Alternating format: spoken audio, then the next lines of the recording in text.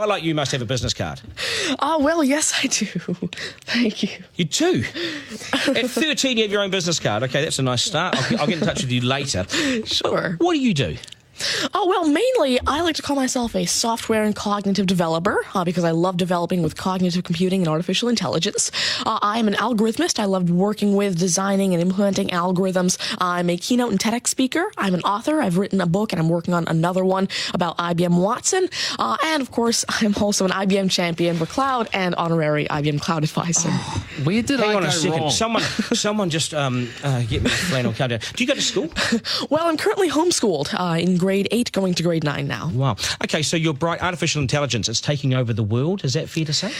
Well, you see, that's actually one thing that I believe a lot of people have, the sort of misconception that artificial intelligence is this technology that was made to replace humans at really everything we do, whether it be, our jobs or whatever we do at home every day. But really what I believe is that artificial intelligence was developed and is continuing to be developed for the sole purpose of really augmenting our life and amplifying our skills or capabilities and what we can do every day. But what about when the computers actually learn that they're better than us?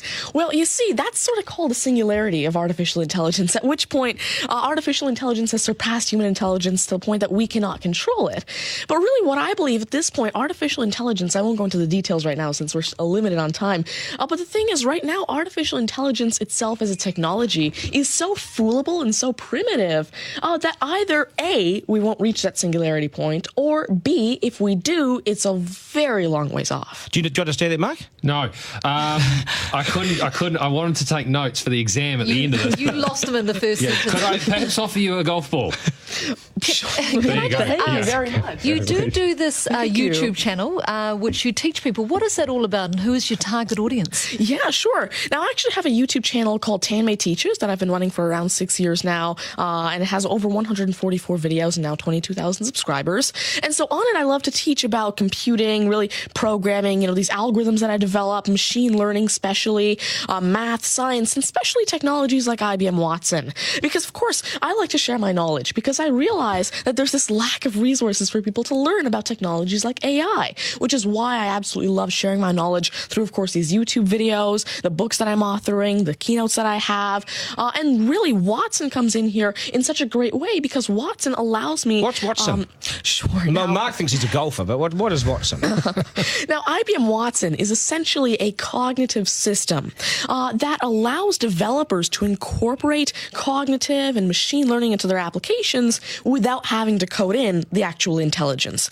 And what this means is that, of course, right now, really one of the main reasons developers aren't incorporating more machine learning into their apps is because it's so hard to do. It's really difficult to incorporate intelligence because... Has the I'm going to take this somewhere else, this interview. Has the Homeschooling Association of the World got hold of you as the front person?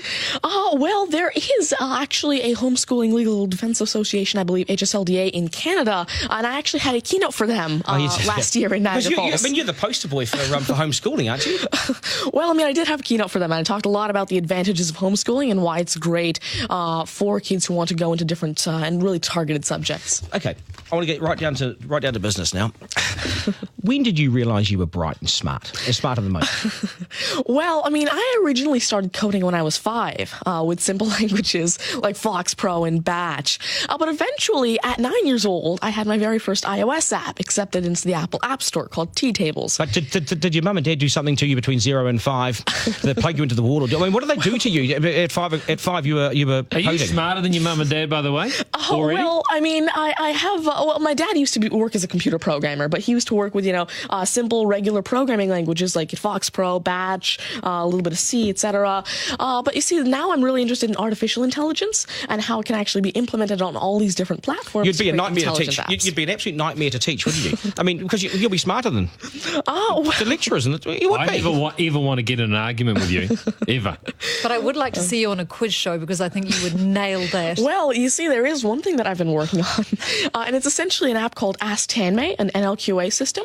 And so essentially, it's a system system that can take your natural language questions and answer them for you using Watson and artificial intelligence. And actually, the original reason why I made Ask Tanmay, there's an Indian version of the Who Wants to Be a Millionaire show called KBC, which I originally wanted Ask Tanmay to play. So that actually ties in quite a bit with what I wanted to do. It's nice to see you. Do you get because you're homeschooled? You wouldn't go to school dances and things like that, would you? School socials and things. Do you well, I actually used to be regularly schooled until grade 6. Right. Then I became homeschooled, and so of course I still do have my This friends is still from a school. victory for public schools. Take that golf ball Yep. and bring it back to me when you've actually worked out a way in which it'll always go straight. Because I think you could do it. Technically, using a genetic algorithm or something. I knew there'd be an answer. Hey, it's brilliant to meet you. You're a complete inspiration. Thank you. And I hope my son was watching, a 7-year-old son. Message to Buster Garner, you got work to do, mate. Do your homework, and we got to sharpen things up. Nice to see you. Thank you very All much. the very best. Thank You're you. amazing. Thank you. You're amazing. Okay, news is next, and then we are joined by today's panel, which won't be as smart as this guy, but they'll still be good, and we will head back to the beach as well for a game of 9 and 10. So much pressure now on the contestant in 9 and 10 just to rip through it and get it right. That's coming up after 8.